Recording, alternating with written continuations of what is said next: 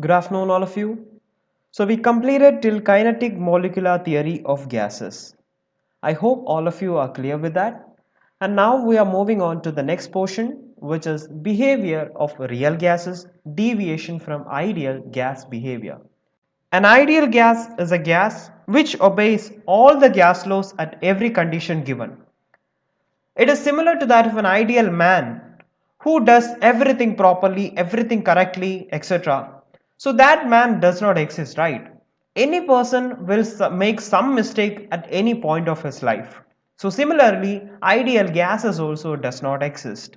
That we have told before only. So we will see what is the behavior of real gases or real existing gases which deviates from the ideal gas behavior. For example, we will take the Boyle's law. So P1V1 is equal to P2V2 where PV remains a constant there. When we try to plot a graph with Boyle's law, so PV is constant or PV is equal to K the constant when temperature and number of moles are kept constant. That's what Boyle's law tells us. So when we increase the pressure or as we increase the pressure, the volume should decrease in such a way that the PV or the product of P and V becomes a constant. So pressure when we increase, volume should decrease in such a way that the product of P and V should be a constant. So similarly, if we plot, we will get a straight line like this. So that is what an ideal behavior shows us. But if we consider real gases or helium or hydrogen if we are considering, they are also showing a straight line curve but a deviation from ideal gas. So they are showing a straight line away from ideal gas which is steep. And if we consider the CH4 and CO, the methane and carbon monoxide, first it is showing a negative graph or a negative peak, then it is coming up with a constant increase. In once they are cutting the ideal gas line also. So first they decrease and they increase. Whatever it is not showing the ideal gas behavior. So this is the behavior which is shown by the real gas, which is not similar to that of ideal gas. So we can tell the real gases deviate their behavior from the ideal gas. For example, if we take one more graph, so if we plot between pressure and volume, if you see here, there also we can see a bit of deviation from the ideal gas. The real gas is deviating a little bit from the ideal gas. So what is the deviation? There, at higher pressures, the volume which was expected was only this much. But the real gas is showing a bit more volume than the expected one. So that is the difference which is shown there. So again, we can conclude it is found that the real gases do not follow Boyle's law, Charles' law and Avogadro's law perfectly under all conditions. Under some condition, yes, they follow the laws, but at any condition, gases or the real gases do not follow the ideal gas condition. That's what we found from this. And now we do have two questions in front of us. Why do gases deviate from the ideal behavior? And what are the conditions which gases deviate from ideality? And yesterday when we spoke about the kinetic molecular theory of gases, we told that some postulates are having some controversies. So that controversies are the reason for this deviation of real gas behavior from the ideal gas. So the point which we discussed in the kinetic molecular theory of gases, one point was there is no force of attraction between the molecules of gases. So that is the first point which we are denying now. When we study about kinetic molecular theory of gases, you should believe it properly and you should study that within the flow. But when we come to the behavior of real gas, you should understand it as a fact. So if the assumption that there is no force of attraction between the molecules of gas was correct, then the gases will not liquefy only. We do know many gases which are liquefied like nitrogen, the liquid nitrogen. So we can liquefy the gases. If this point of kinetic molecular theory of gases was correct, then this would have not been possible or liquefaction of gases was not been possible. So gases do liquefy when cooled and compressed. This is because there is some interaction between the gas particles. So the first point, or the one of the postulate of kinetic molecular theory of gases is stated wrong. So liquids formed are very difficult to compress again. We told when we compress or cooled, the gas particles are getting converted to liquid.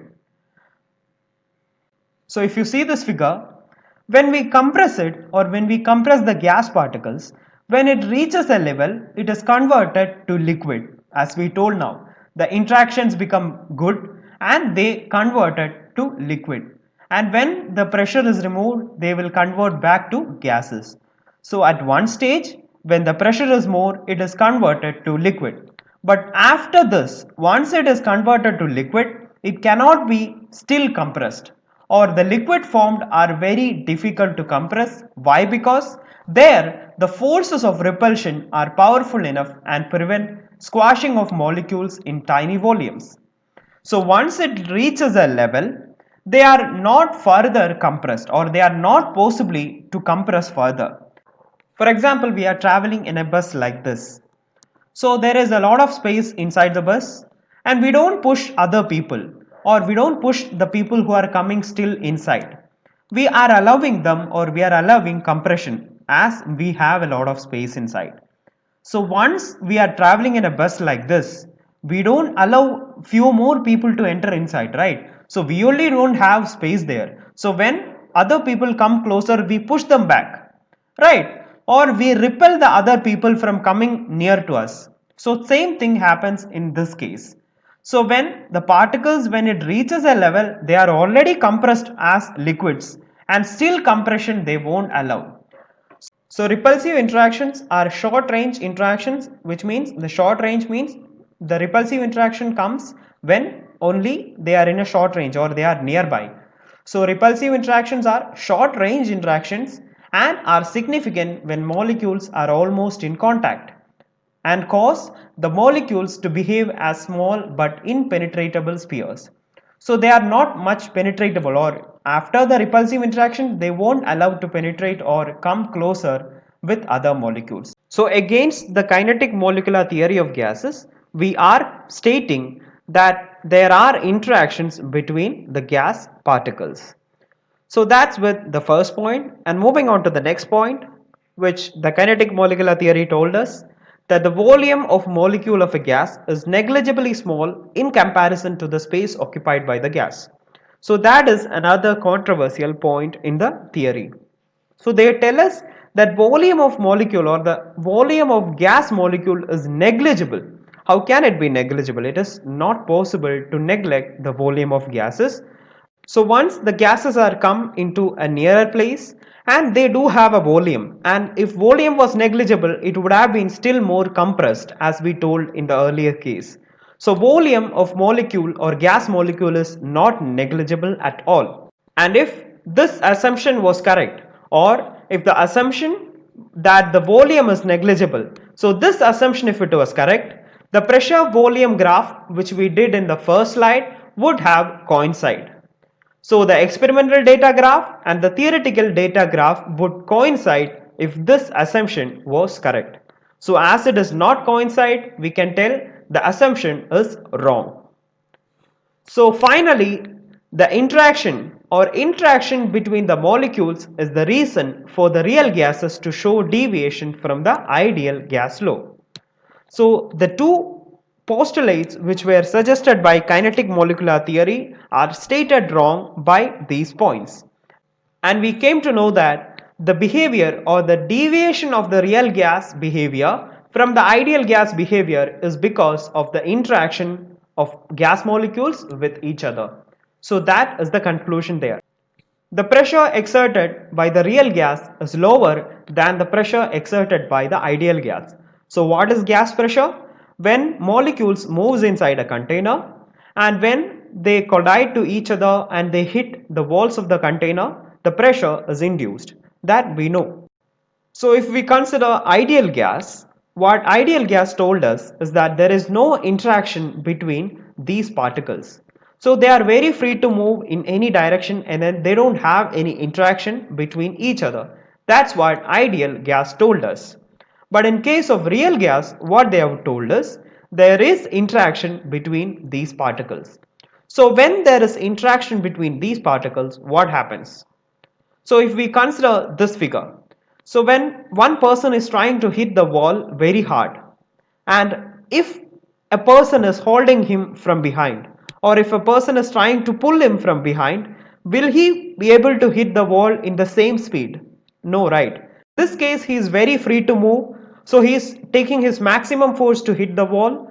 But if somebody is pulling him from behind, he is not able to take the same force on the wall. So similarly, in this case, in ideal gas, there were no force in between these two particles. That is the assumption.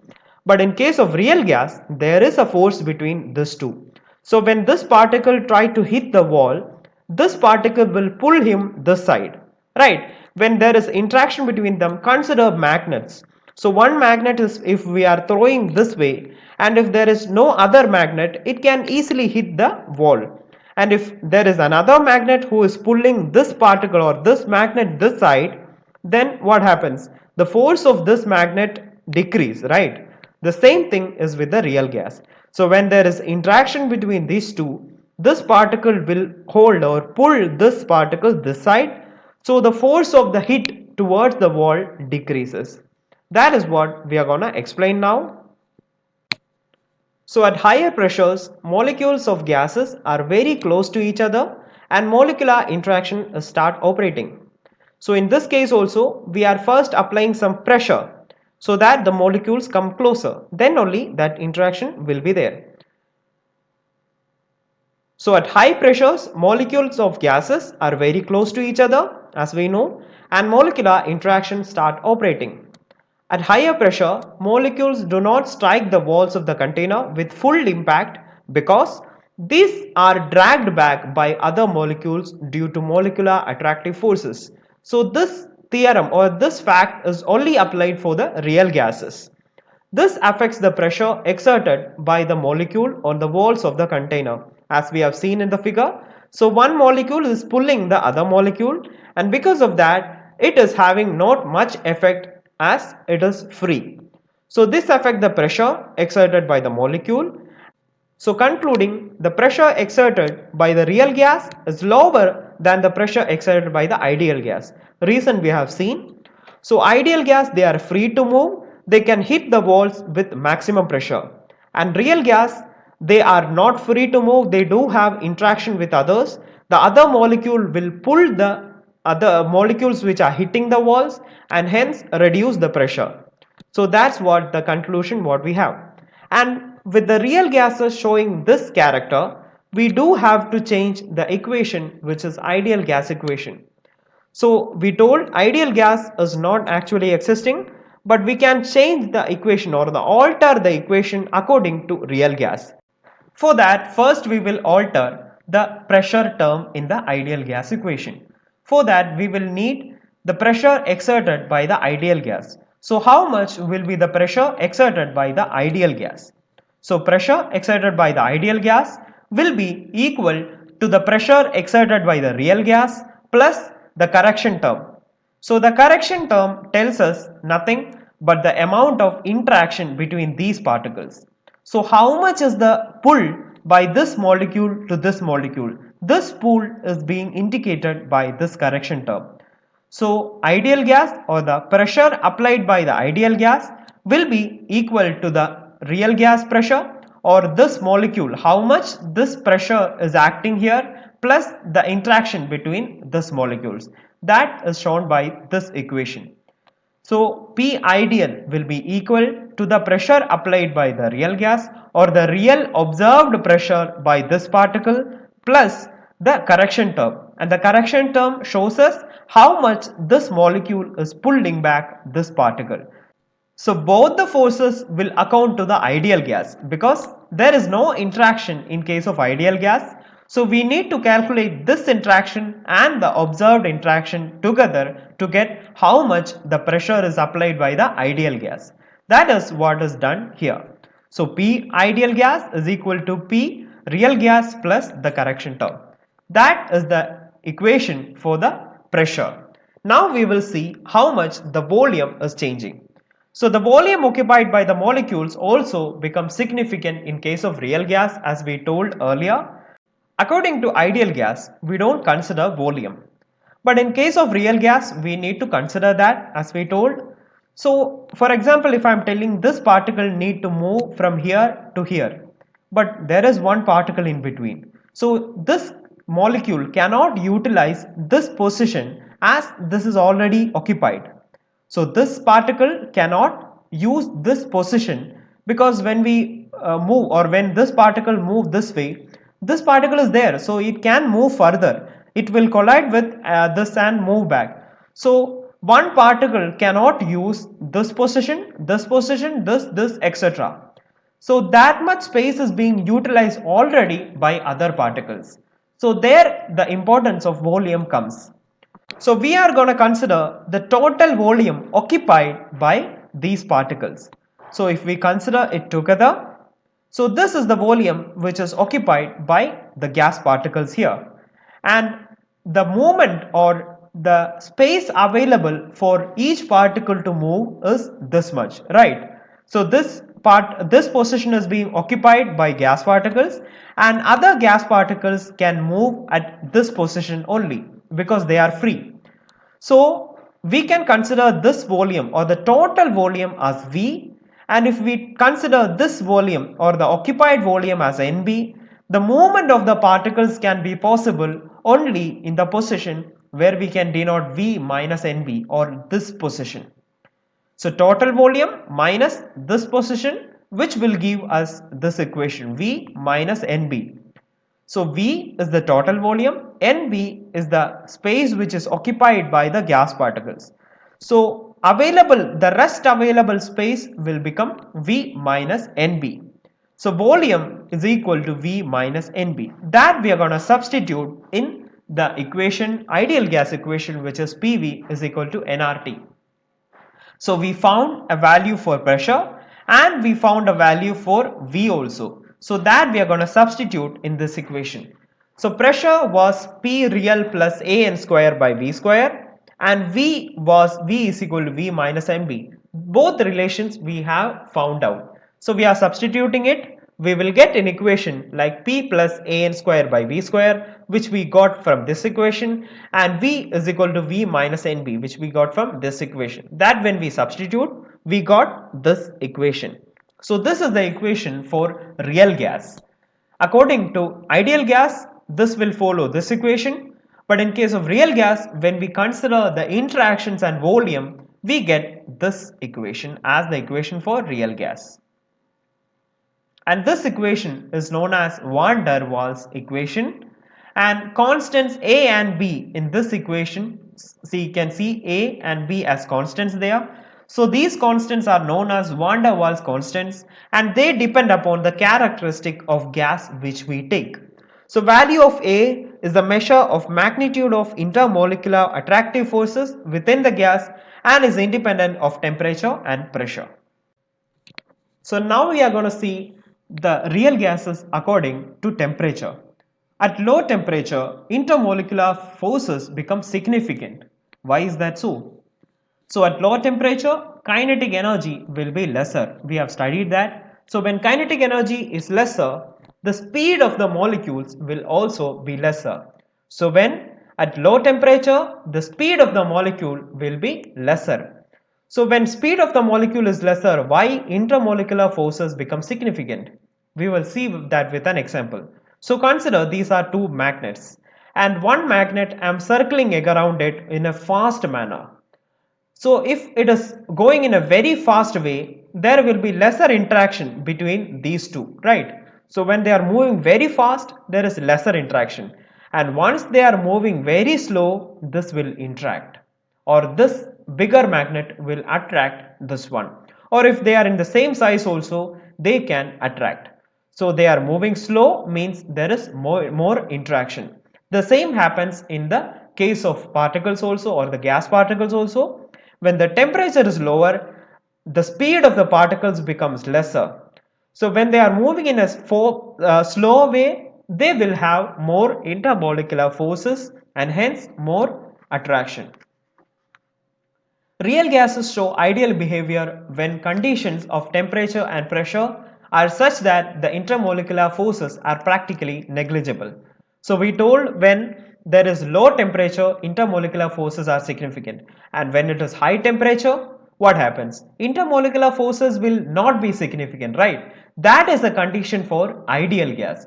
So at very high temperature, they are very fast moving and then they will not have much interactions, hence they will accompany the ideal gas low. So real gases which show ideal behavior when pressure approaches zero. So if we consider when the pressure is lower, they have more space in between. When we apply pressure, this will come closer. When pressure is low, they are more free to move. So when pressure approaches zero, there will be a lot of spaces in between these particles, and when space is there in between, the interaction will be lesser and hence they show ideal gas behavior. So whenever they show ideal gas behavior, we have two conditions here. When the temperature is very high, these will be moving very faster and hence interaction will be lesser, and when the pressure approaches zero, we do have a lot of space in between. There also the intermolecular force is lesser. So in both cases, when intermolecular forces are lesser, it reaches ideal behavior. So two conditions: when temperature is very high and when the pressure is very low, the gases act as ideal gases. So this is why at the low pressure and high temperature, they act as ideal gases. In all other cases, the real gases act differently from ideal gases. So that's all about today. Now you can prepare notes with the reference to the textbook and submit notes. Thank you.